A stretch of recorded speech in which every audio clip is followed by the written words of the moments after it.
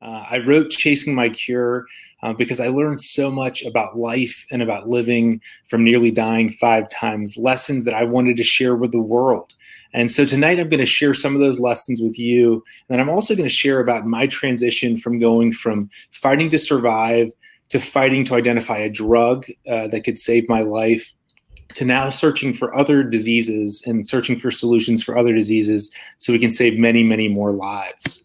So I thought I'd start out my talk by taking us back to when I first started chasing after my cure. This is a picture of me as a healthy third-year medical student at the University of Pennsylvania, where I was training to become an oncologist in memory of my mom, who had passed away just a few years before.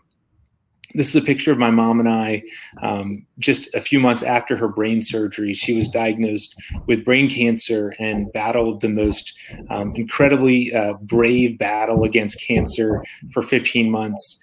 Unfortunately, she passed away in 2004, and I was just completely devastated to lose her at that age, and we missed her so much. From that, I made this promise to her and that I would dedicate my life to becoming a cancer doctor to treat patients just like her.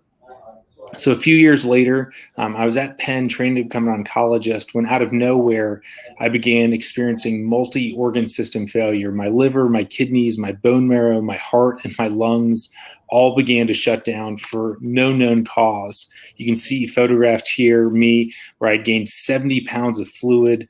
A retinal hemorrhage made me blind in my left eye. I went in and out of consciousness, all due to a cytokine storm. You guys have probably heard cytokine storm a lot in the media lately. COVID-19 can cause a Castleman's-like cytokine storm. And so this picture here was me going through multi-organ failure. I was so sick that I actually had a priest come in and administer my last rites to me because the doctors didn't think I would survive. I've really considered that moment to be the start of my overtime. Overtime being time that I didn't think that I would have, but where every second really has to count. So throughout the talk today, I'm going to share a few lessons that I think are really, really important. And this first one is that we are all in overtime. Because I've had my last rites read to me, I can hear the clock ticking, but the reality is that we are all in this scenario where we don't know how much time we have, and we have to make the most of every second. So one quote that I wanted to read: "The experience of being in overtime is surprisingly one of intense awareness and scrutiny and clarity. There's a reason for that. When there are only a few seconds left on the board, all distractions disappear, and the purpose, victory, becomes clear. The present is only the things around you, and overtime is all present, nothing but present and purpose." Many of us in the midst of COVID-19 are feeling this sense of overtime, maybe in ways that we have not felt before. We realize that at any moment, COVID-19 could affect us or someone that we love. And so we're recognizing that we do need to make the most of our time. And sometimes the fear and of uncertainty can actually create a sense of calm that we can say, we know what's important. I'm going to spend the time doing the things that are most important to me. And in many ways, being in overtime and not knowing how much time I have left has been really liberating for me. I also know a bit about overtime because I played college football at Georgetown and spent some time in overtimes, and certainly understand that in overtime, every decision, every action is so important because you don't know how much time you have. And I've really taken that experience and those learnings to apply to other aspects of my life. Another really important thing happened to me when I was at Georgetown, and that's that I met my girlfriend, Caitlin. Caitlin and I started dating while I was in college, and we dated for the next couple of years while I went to grad school in England, and then when I was in medical school here at Penn. And then just a few months before I became ill, Caitlin and I decided to take a break. And at the time, we thought to ourselves, we're only 25 years old. We've got all the time in the world. If it's meant to be, it'll work out. And then there I was just a few months later, dying in the intensive care unit, having my last rites read to me and realizing that I had run out of time, that there was no more time left. So with that, I realized that I could not take any actions, or that I needed to make sure that if I wanted to do something, I couldn't just wait and hope that something would work out in the future, that if it was something that I cared about, I needed to think it and then do it. And so the next lesson I wanted to highlight is this concept of think it, do it. It came from the simple realization that the regrets that aided me the most as I prepared to die weren't about anything I'd done. My greatest regrets were things that I had thought of doing but never did. It's the absence of memories that you wish you had made and the realization that you'll never get the chance to make them that was so difficult for me. So as I laid in that hospital bed, I wished and I hoped that Caitlin and I could be together. I wished and hoped that I had spent those last few months with her before I was then going to pass. And I wished that I could maybe one day have been able to have a family with Caitlin. And when I got through this, and as I've gotten through this, I've realized that I needed to do anything in my power to make sure that if I think about doing something, that I take action and turn it into actually doing. Right around the time I had my last rites read to me, I was finally diagnosed with idiopathic multicentric Castleman disease, a rare and deadly immune system disorder where your immune system attacks and shuts down your body's vital organs. It actually acts in many ways like COVID-19 acts, where patients get very, very sick with multi-organ failure. Unfortunately, a third of us will die within 5 years of diagnosis, and another third will die within 10 years of diagnosis. It's a rare disease. About 5,000 patients are diagnosed each year in the US, and unfortunately, it affects individuals of all ages. With this diagnosis, I was begun on chemotherapy, and thankfully, I got chemotherapy just in time because it saved my life. Unfortunately, I would go on to have a number of additional relapses and require additional combinations of chemotherapy. So this is a picture of my dad and I, now about 5 months into my battle. You can see that I've lost my hair due to the chemotherapy, but you can see I'm just so happy to be alive and just so thankful that the chemo has saved me, and of course, thankful to have my dad's support throughout. Here's another picture from just a few days later, now New Year's Eve, December 31st of 2010, when my dad and I decided to go for a walk around the hematology oncology floor.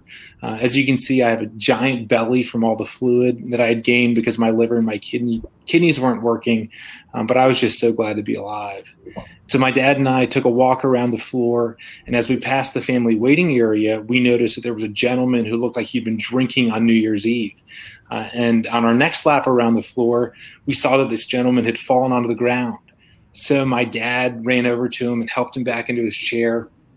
He looked at my dad and I, and he said, "Thanks so much. Good luck to you and your wife." I said, "Wife? What is he talking about?"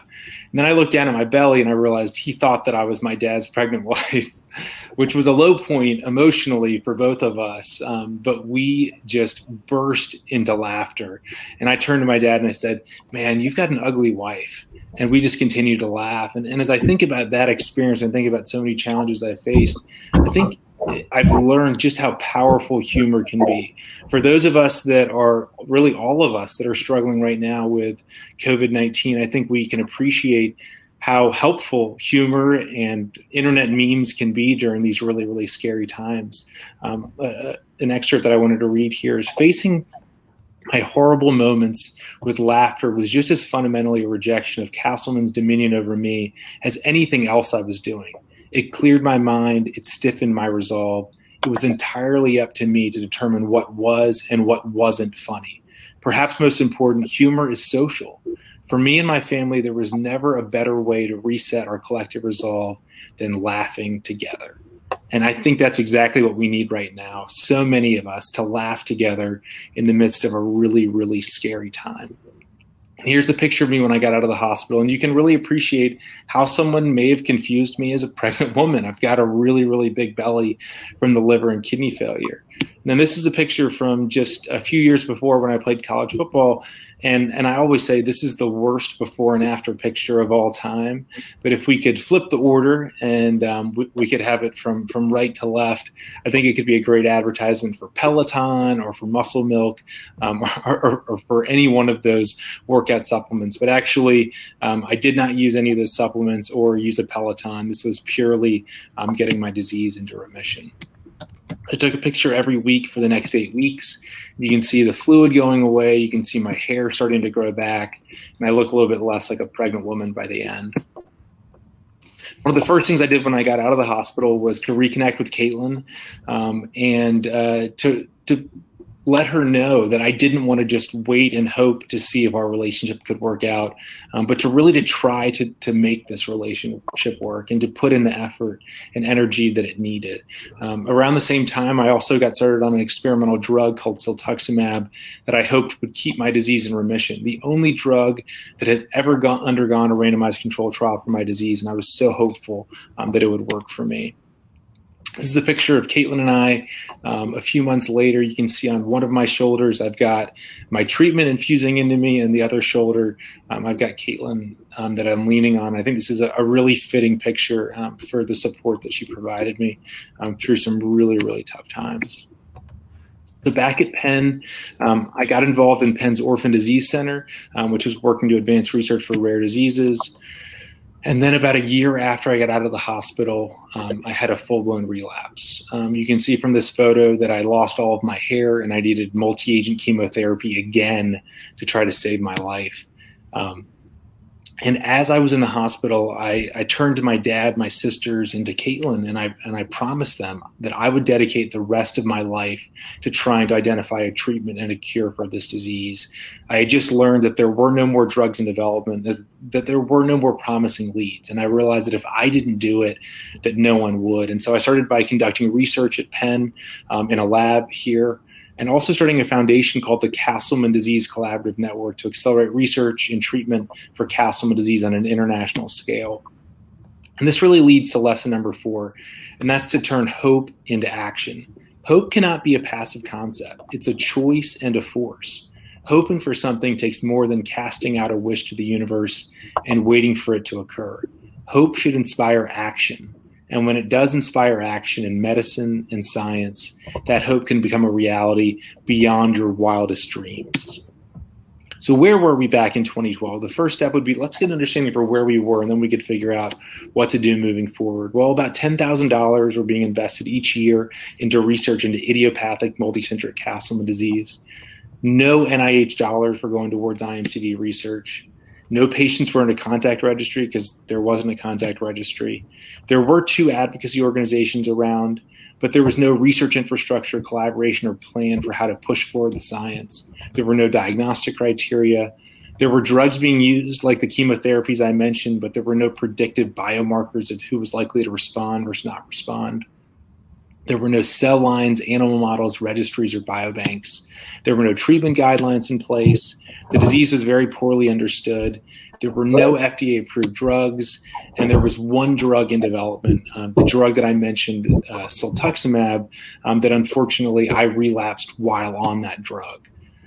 But thankfully, there was reason to be hopeful, and there was good reason to be positive, and that's because this incredible doctor, Kazuyoshi Zaki, he was the one who identified interleukin-6 as being elevated in a large number of Castleman's patients, and he wanted to develop a drug that targets the receptor for interleukin-6, this really important cytokine or inflammatory molecule that was elevated in the blood of Castleman's patients.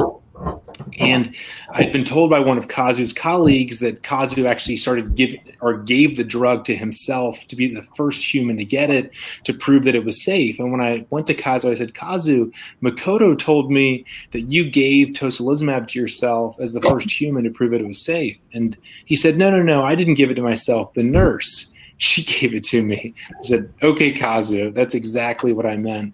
Well, thankfully, Kazu did okay on that drug, and thankfully the drug went on to get approved for Castleman's in Japan.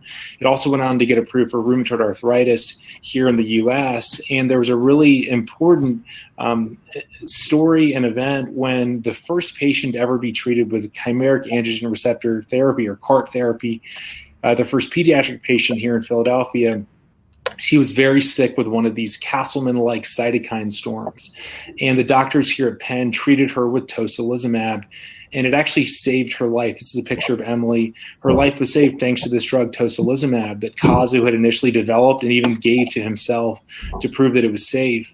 More recently, there have been more experiences that show the importance of rare disease development and drug development, and that's where this drug, tocilizumab, has now been used across the world to treat really sick coronavirus patients. This top article from the LA Times and from the New York Times, and then a newspaper in Boston, all reporting use of tocilizumab, this drug initially developed for Castleman disease by Kazu, tested on himself as the first human, is now helping coronavirus patients all over the world that are battling this Castleman's-like syndrome.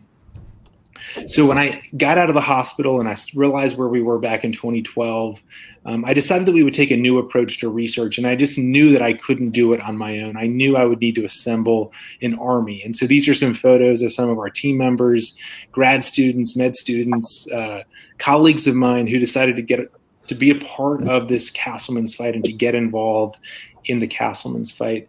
And of course, we needed to do it with patients. And so one of the first things we did was hold a webinar where we invited patients from all over the world to join us. And this is the first image that I showed my fellow patients, and this is a Castle man. And I proposed to them, I said, what do you guys think about this being our new logo for the Castleman Disease Collaborative Network? And they weren't particularly impressed. And so we went back to the drawing board, and this became our new Castle man, which we shared with our community, and they loved. And 2 weeks later, one of our patients posted this picture onto one of our social media pages. And this is a tattoo of the Castle man on his shoulder. And I always say, if this is not patient engagement, then I don't know what patient engagement is. But it really does show that our Castleman's patients were ready to get behind something, and we were so thrilled that they could get behind and be a part of this fight. So from connecting this incredible network of people, connecting our patient community, we then went to the physician and researcher community to identify and prioritize what research is most important.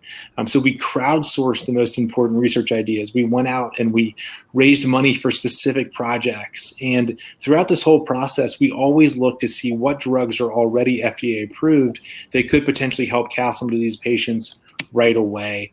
And so you can see here, this is our research pipeline where we list out all of our studies that are in process or completed or in development. And you can see that there are over 20 different studies at various stages, all research studies that came to be based on our work and that would not have happened if not for this amazing team of people working together. So in the midst of this effort to build the CDCN, I graduated from medical school. This is a picture of Caitlin and I on my graduation day. We got engaged shortly thereafter, and we're so hopeful that the drug that I was on, the multiple chemotherapies I was on, would help to keep me in remission so I could make it to our wedding day. But unfortunately, a few months after graduating from medical school, I had another relapse. For the 5th time, I was in the hospital, and for the 5th time, I spent weeks in critical condition, unsure if I would make it. Thankfully, chemotherapy saved my life. And this picture of Caitlin and I is from our engagement party when we were hoping so badly that I could make it, we could make it to our wedding date, but realizing that there was no way that I would if I didn't identify some sort of treatment that could help to keep me alive. And so I went back to all of the data that I'd been generating in the lab and tried to pull everything together that I could to identify something that might be able to help me. Just to give you guys a kind of a framework for what we were thinking, we knew the immune system was getting hyperactivated. We knew that there were signaling pathways within these immune cells that were dysregulated. We knew that there were cytokines and inflammatory markers that were elevated, but we didn't know why. And we didn't know which of these cells and cytokines were really the problem. So from the experiments that we ran, we were able to identify that VEGF, or vascular endothelial growth factor, this one particular cytokine, was very elevated. We also found that a particular type of immune cell called the T cell was also highly activated. And so we wondered, from the data that we generated on my samples, is there something that could maybe be connecting the two? Is there something involved in T cell activation and also in VEGF expression? And so we went back to the data and we found that there was a potential link. It's called the mTOR signaling pathway. mTOR is really important for cell proliferation. It's also really important for the immune system to get active. And so I ran a really important experiment. And on the top of the screen, you can see a picture of a normal lymph node. And in brown, brown is positive when there's mTOR activation, and blue is when there's no mTOR activation. You can see in a normal lymph node, there's some mTOR activation, but there's a lot of negative staining throughout the normal lymph node. And then you can see my lymph node, and you can appreciate right away that there is just a tremendous amount of mTOR activation in my tissue compared to what you see in a normal lymph node. So this told us that there maybe was a connection between the T cell activation and the VEGF, and maybe if we blocked the mTOR, which was involved in both of them, we could stop all three at once. It was kind of a way to say, if you can block mTOR, maybe you can hit all three birds with one stone. Thankfully, there's a drug that targets mTOR that was developed 30 years ago for kidney transplantation. It's called sirolimus, and based on our data, we decided to start treating me with sirolimus. So today marks 75.29 months since my last relapse, and I say 75.29 months because I know that I can't round up. I don't know if I'll make it to 76 months relapse-free, but I also don't round down, and I refuse to round down because this incredible team and army that have been fighting me, we worked so hard for every fraction of every month. The New York Times described this as Doctor Cure Thyself, which I think is a bit of an overstatement. I think it should probably be Doctor helping himself a little bit right now and hopefully for a lot longer. But really importantly, it enabled me and Caitlin to make it to our wedding day. This is us on our wedding day here in Philadelphia, and you can see my hair grew back just in time for our wedding day, which was actually pretty important. I wanted to not have the outward reminder of all the chemotherapy that I'd received and what our future could look like. And then really so important to us, 20 months ago, Caitlin and I had our sweet daughter, Amelia, and you can see her here. We named her Amelia Marie Fajgenbaum, so she is the exact same three initials as my mom, Anne Marie Fajgenbaum. She's our newest AMF, and she brings us so much joy. Over the last few years, we've also been thinking about other patients that this drug, sirolimus, could help. This is a picture of Joey, a patient here in Philadelphia who was very sick and didn't respond to first or second line therapy, but responded really well when sirolimus was added into the mix as third line therapy. This is him with his siblings. And then sweet Katie, another patient local to the Philadelphia area who really struggled with Castleman disease for many years and was eventually switched over to sirolimus and has been doing really, really well. Unfortunately, we've given this drug to a good number of patients, and it hasn't worked for everyone. These are a couple patients, Lisa and Sergio, who despite first line and second line and third line therapy, and despite sirolimus, we were not able to control their disease. So we know that we still have so much work ahead of us. We're so thankful for the progress, but we know that somewhere around 1/3 to 1/2 of Castleman's patients are able to have their disease controlled based on the treatments available to us now. So these are just a few Castleman's patients from all over the world. And we know that about half of them can benefit from treatments that we have, but we know that we need to help the other half by continuing to push forward the science. So where are we today in 2020? Well, over the last 8 years, we've raised about $1.4 million for research, which has led to an additional $1.1 million in additional funding from external groups. So now it's over $11.5 million have gone towards Castleman's research as opposed to previously what was about $10,000 a year. A significant increase, I guess about a 1,000-fold increase compared to what it was previously. The NIH gave its first grant ever to study Castleman disease research a couple years ago. We now have over 1,200 patients in our registry. There used to be 2 different advocacy organizations, but now there's one central collaborative network that connects patients, physicians, researchers around the world through this really unified approach. We published the first diagnostic criteria a few years ago. We published the first predictive biomarkers, so lab tests you can do to get an idea for whether someone's likely to respond to one drug versus another drug. We built the first registry and biobank. We published the first treatment guidelines a couple years ago. We've made progress, but there are many questions that still remain. Thankfully, there is one FDA-approved drug, siltuximab, that targets interleukin-6, that thing that Kazuyoshi Zaki discovered many years ago. So thankfully, there's a drug that is approved for Castleman disease. And thankfully, now there's one more drug in development and that's sirolimus.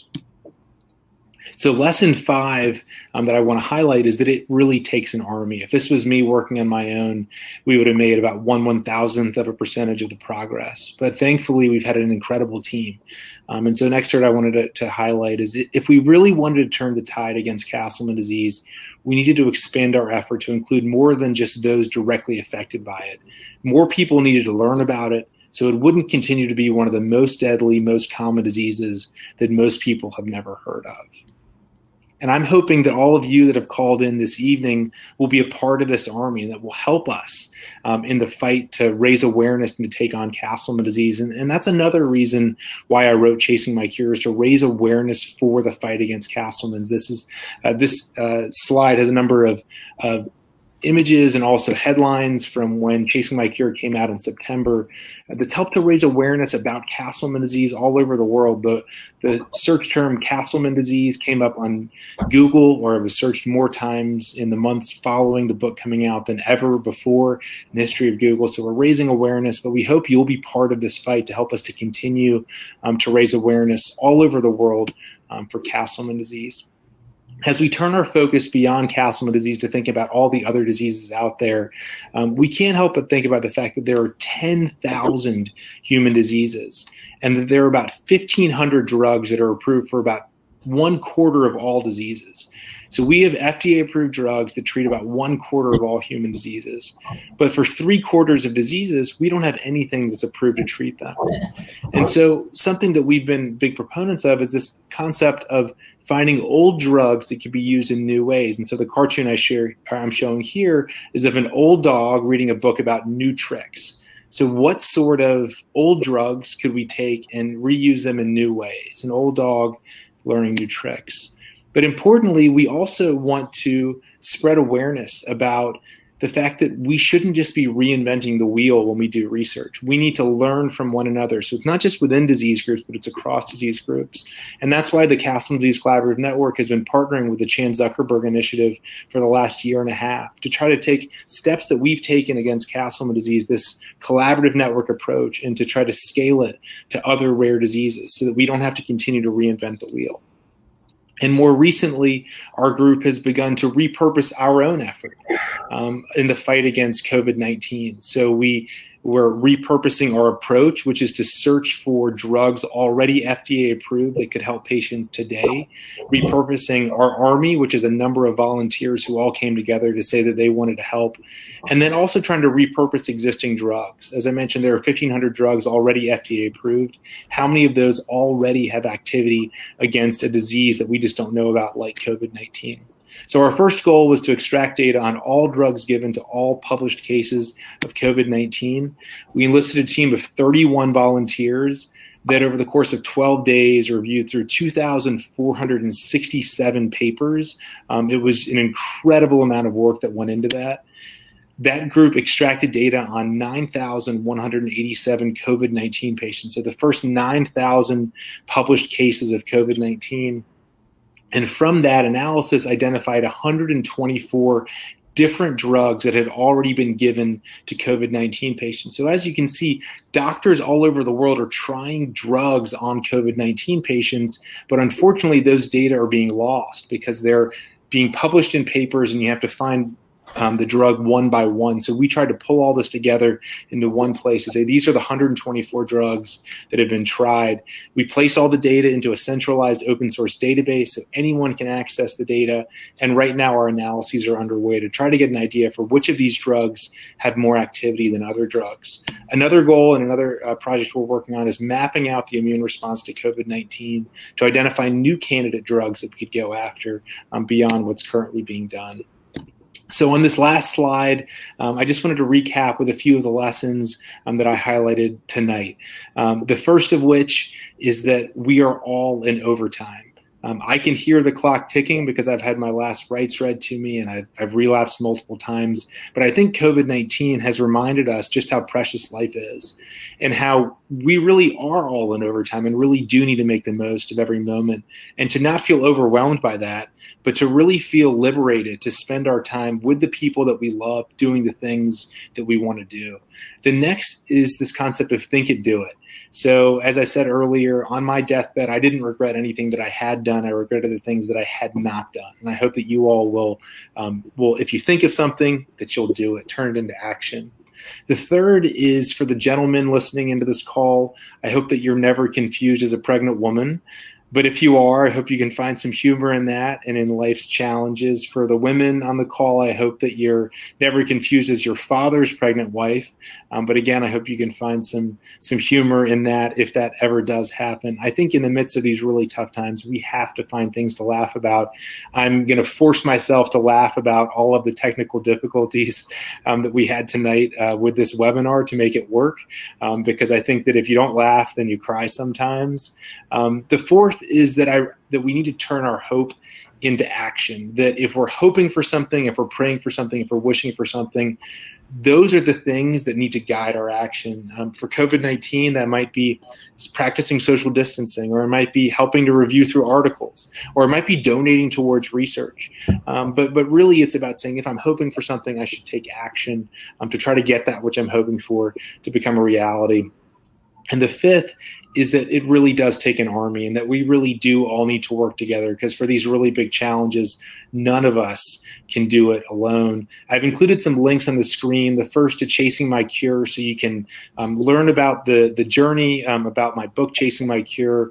The link through this webinar lists the Indie Books website, which actually has Chasing My Cure on back order, which is wonderful, because that means that people are purchasing copies of Chasing My Cure. But I've also included a link here, a short link to the Amazon page, so that you can get it in short order if you'd like to get Chasing My Cure more quickly. Of course, it's available on hardcover, ebook, audiobook. I also wanted to highlight the link to the CDCN and an opportunity for you to donate.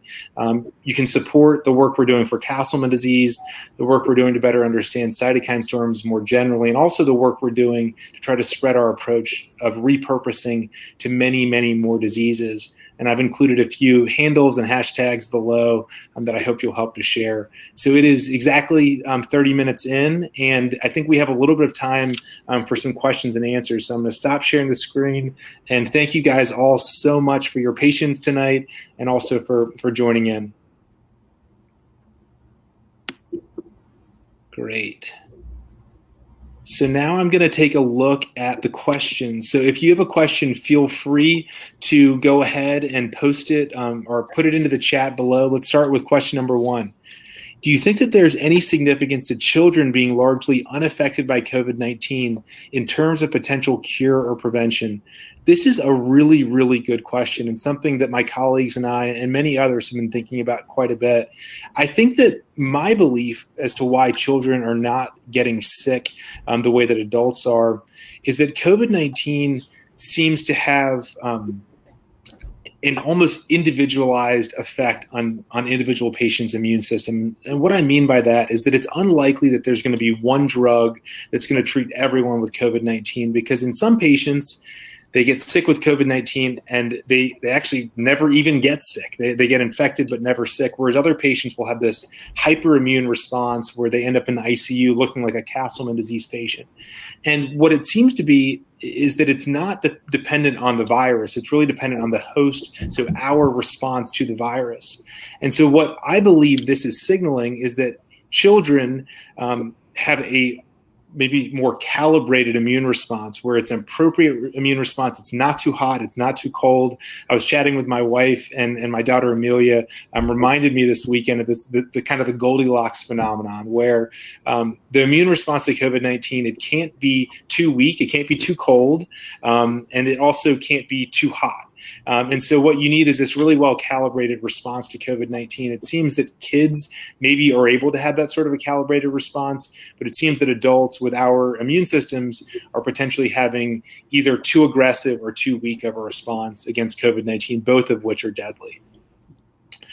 So another question. Hi there, Dr. David. Has your team come close to any kind of a vaccine to beat this virus? We have not. We are not involved in any vaccine development. What we are involved in is this concept of drug repurposing and looking for drugs that are already FDA approved that could be tested right away. And this is really based on the proof of principle from my own experience, where I was dying in the ICU and we found a drug that was developed 30 years ago, had never been tried for Castleman's, that we began on me. And I'm just one of many examples of people who have taken a drug that was initially developed for one thing and trying it in another condition. And we hope, and there's already reason to believe that COVID-19 may be one of these conditions susceptible to these kinds of drugs. The next question, how has this near-death experience changed my life, aside from actually having a life to live? Yes, I'm very glad that I'm still here. And in what ways has this experience influenced the way that I practice medicine? So my near-death experiences, all 5 of them, really changed me fundamentally who I am. They change how I approach life. They change how I live life. When I say that I feel like I'm in overtime, I'm not exaggerating to say that I really do feel like I can hear the clock, and that helps me to really focus in on what's most important. It gives me a sense of urgency for the things that I really care about. And so I think probably the #1 thing from my experiences is it's made me appreciate every day, but it's also made me say, okay, if time is our most limited resource, then I need to spend it the best ways that I can. And I think that's probably the main way that it's really affected me from a life perspective. From how I approach and practice medicine, I think that for me, it's made me realize that when it comes to research, everyone is working towards solutions in as short of a term as possible.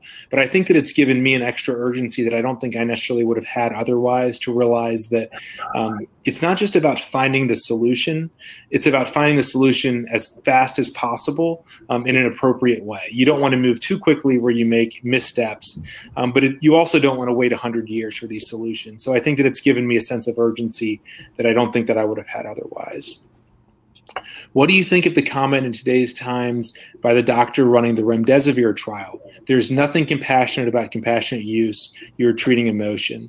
So I really disagree with that sort of a comment about compassionate use. I think that there are certain scenarios where compassionate use is appropriate, and that's where a drug that's not yet FDA approved is given to patients who maybe could benefit from it. And I think that there are examples where compassionate use is very important, where you do give these patients access to drug that would not otherwise have gotten access to it.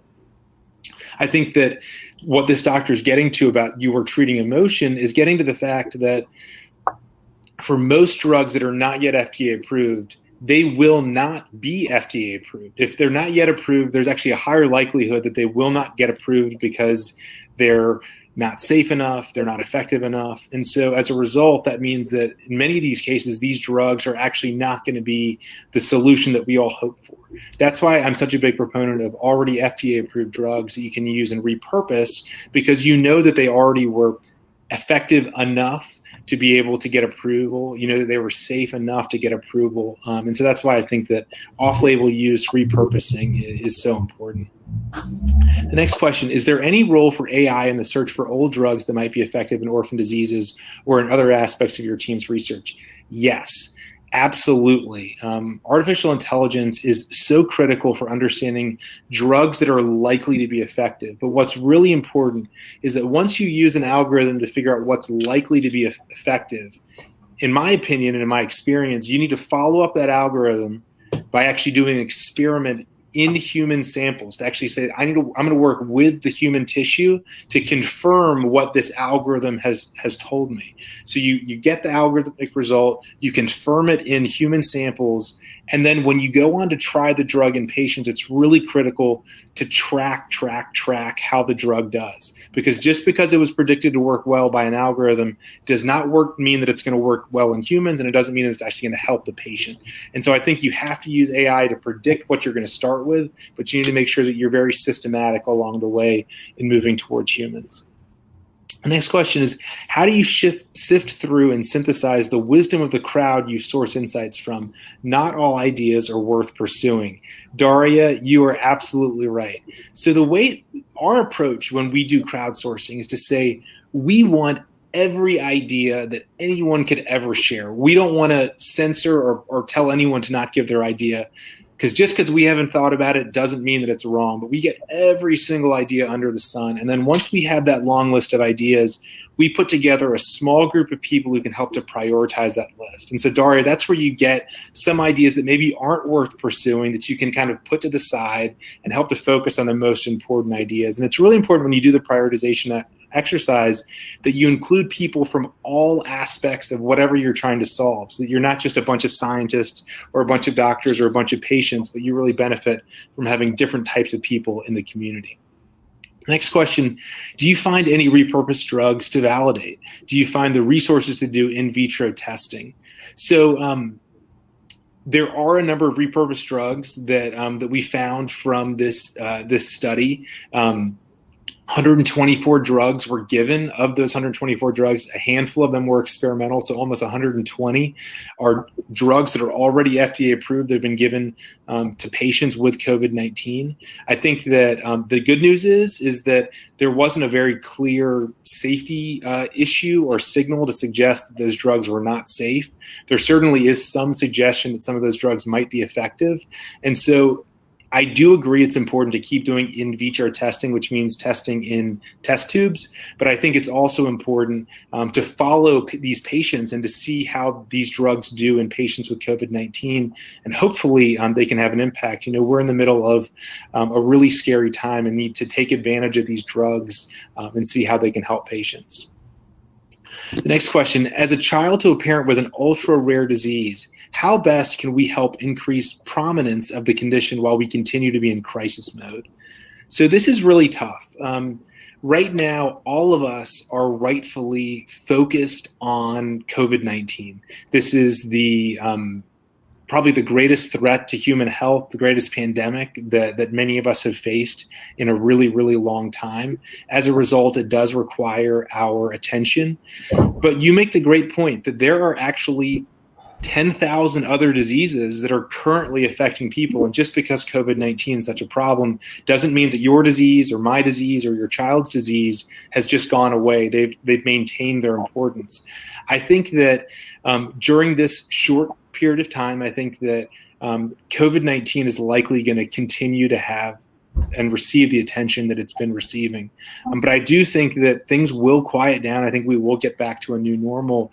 And when we do get back to a new normal, I think that there are things that we as a medical community and as a patient loved one community need to learn from this COVID experience and say, this was done well and it could be applied to my disease, or this wasn't done well and it should not be applied to my disease. I'm very biased because I'm a huge proponent of drug repurposing, but I do think there are a number of aspects of this COVID-19 fight where we can learn about drug repurposing and ways to make it more efficient. No one ever seemed to really pay me any attention when I was screaming about how important it is that we do drug repurposing for rare diseases. But with COVID-19, there's a lot of attention on drug repurposing.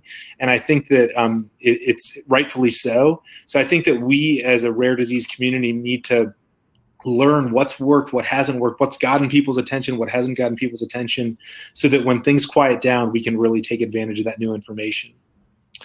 The next question, has quarantine made it difficult to do my work if I'm at home? And any thoughts on hydrochloroquine? So the question about has quarantine made it difficult to do my work?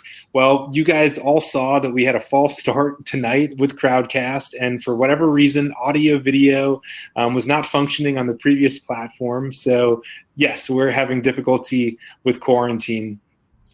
As far as hydroxychloroquine, I think there's reason to be hopeful, but I think we do need more data. And so I think we've actually just run out of time. There's a couple more questions on here and that I don't think I'm going to be able to get a chance to get to, but I will try to respond to them in the comments section. And then I have a note that I'm going to read. So please make sure to click on the link to buy the book if you're interested in checking out Chasing My Cure. As I mentioned earlier, you can get it, the hardcover, audiobook, and also the ebook. If it's not available, if it's back ordered on one platform, I'm certain it's available on another platform. And thank you guys all so much. Andy, thank you so much for helping to organize this. And thank you everyone for listening in tonight. Have a wonderful night and stay safe.